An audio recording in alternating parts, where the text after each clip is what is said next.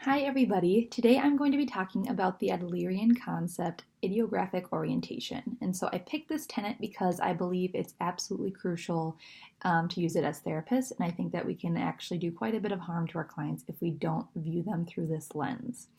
So essentially what idiographic orientation is, it's just the particulars of a specific person, the things that make them uniquely them. So things like their family dynamics or their upbringing or their own unique views of the world, the experiences they've had or how they've perceived those experiences, their self-talk or their beliefs about themselves, all those things and much, much more is what an idiographic orientation is. It is the particulars of a person.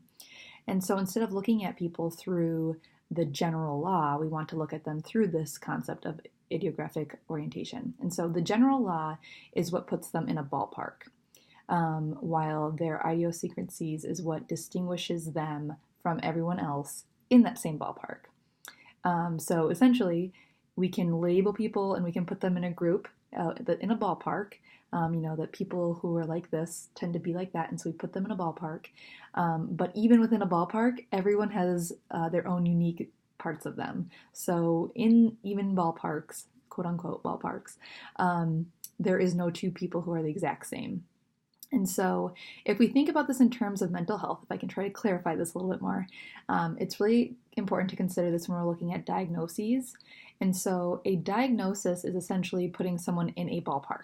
So, okay, you are diagnosed with depression, and so that is putting them in this group based on their symptoms. But humans are much more than just the cluster of symptoms that they're experiencing. And so we know very little about them based on this diagnosis. We need to really dig in and understand the specifics of who they are and what makes them who they are.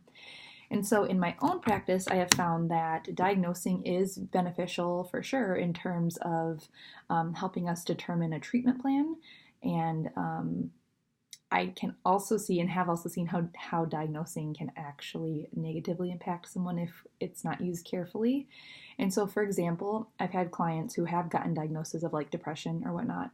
And it didn't actually make them feel empowered at all. It actually made them feel hopeless and stuck. And maybe it's because of their preconceived notions of what depression meant.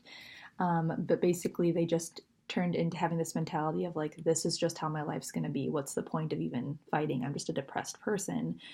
Even when it was explained to them that like their life could get better and that there's ways to help with this, it just seemed like that label really impacted them. And so I know that diagnosing can be very useful for some people, but I have seen how people have put their identity into their diagnosis or into the general law. And instead of looking at it as this is just a cluster of symptoms you're experiencing, they put it into it's who they are. They are just depressed. They are a depressed person. And so this is why I think it's super important as a therapist to explain to people that they are more than that. They are an individual. There's so much more to them than their diagnosis.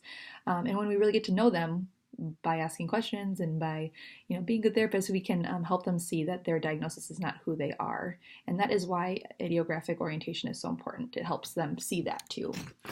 So I want to explain one example that happened at work for me just recently. This is kind of relevant, and then I'll also kind of talk about my own self-analysis through this. But I was working with a parent who came in, and they were feeling incredibly overwhelmed and sad because they have a child who was diagnosed with ODD, which is oppositional defiant disorder. And the child has just this huge amount of anger, very disruptive, and is incredibly difficult. And so the parents went and talked to a therapist who gave the child this diagnosis, and the therapist essentially accused these parents of abusing their child, even though the child had never reported anything like that before, because the therapist said that no child has ever been that angry that hasn't been abused. And so, do I know what happens behind closed doors at their home? No. But I think that that's a very dangerous generalization to make as a therapist. And that's one that's not necessarily considering the idiographic orientation.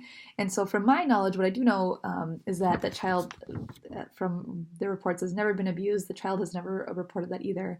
But that child has experienced some pretty heavy trauma. For instance, that child has a parent who's been sick basically the child's whole life, like very sick, and at one point the child even thought that the parent was dead right in front of them. And so imagine what that can do for a child who maybe didn't get the chance to process that in a healthy way.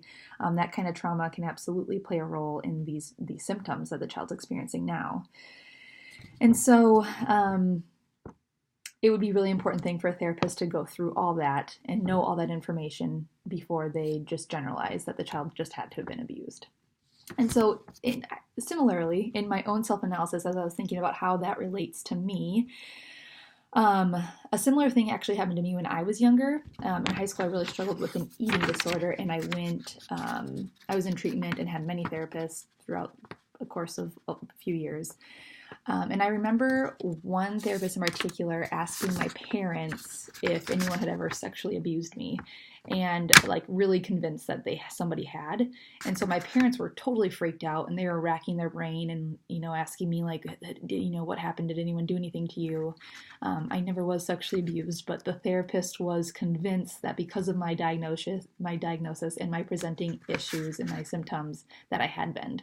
And so she applied that generalotomy instead of really thinking about the specifics of my life. And I'm guessing because she's worked with a lot of people who had been abused, and maybe I seemed like them, but it wasn't the case for me.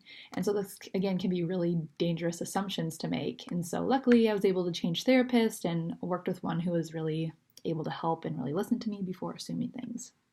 And so all that to say, I just wanted to share some of these examples from my practice and from my own life to show just how important idiographic orientation is in therapy.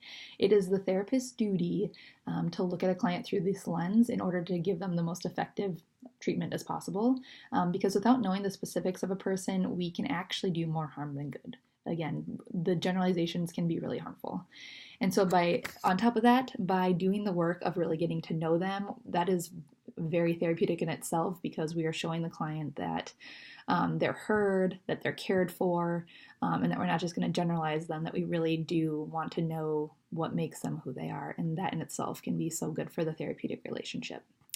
So yeah, that's why I picked this tenet. Thank you so much for listening.